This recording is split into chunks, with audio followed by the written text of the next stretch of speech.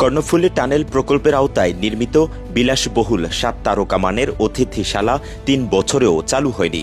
নির্মাণের পর থেকে খালি পড়ে থাকা এই অতিথিশালা এবার ২৯ বছরের জন্য বাণিজ্যিকভাবে ইজারা দেওয়ার সিদ্ধান্ত নিয়েছে সরকার। ইতিমধ্যে টেন্ডার আহ্বান করেছে বাংলাদেশ সেতু কর্তৃপক্ষ।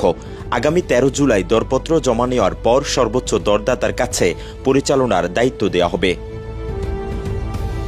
আনোয়ারায় টানেলের দক্ষিণ প্রান্তের সার্ভিস এরিয়ায় নির্মিত অতিথিশালাটিতে রয়েছে প্রায় ৫,০০০ বর্গফুট আয়তনের সুসজ্জিত বাংলো, ৬টি কক্ষ, সুইমিং পুল এবং ৩০টি রেস্ট হাউস।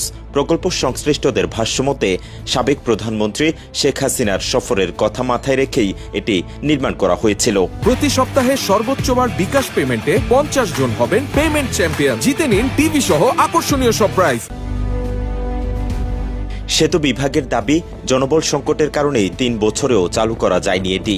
প্রায় ৩৫০ কোটি টাকা ব্যয়ে নির্মিত এই স্থাপনাকে এখন বাণিজ্যিকভাবে ব্যবহারের উদ্যোগ নেওয়া হয়েছে। এদিকে ১০,৬৮৯ কোটি টাকা ব্যয়ে নির্মিত কর্ণফুলী টানেলও প্রত্যাশিত যানবাহন পাচ্ছে না। যেখানে প্রতিদিন ১৭,০০০-এর বেশি যান চলাচলের লক্ষ্য ছিল, সেখানে বর্তমানে গড়ে চলাচল করছে মাত্র প্রায় ৩,৯০০টি যানবাহন। টোল থেকে প্রতিদিন আয় হচ্ছে প্রায় ১১ লাখ টাকা, অথচ পরিচালনা ও রক্ষণাবেক্ষণে ব্যয় হচ্ছে প্রায় ২৩ লাখ টাকা। ফলে আয়ের তুলনায় ব্যয় দ্বিগুণ হয়ে দাঁড়িয়েছে।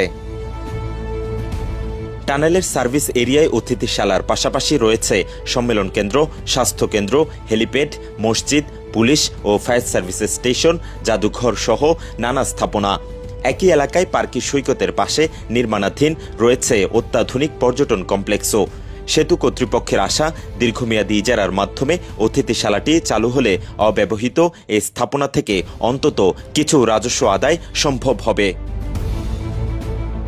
মেহরাজ হোসেন, কালের কণ্ঠ, চট্টগ্রাম।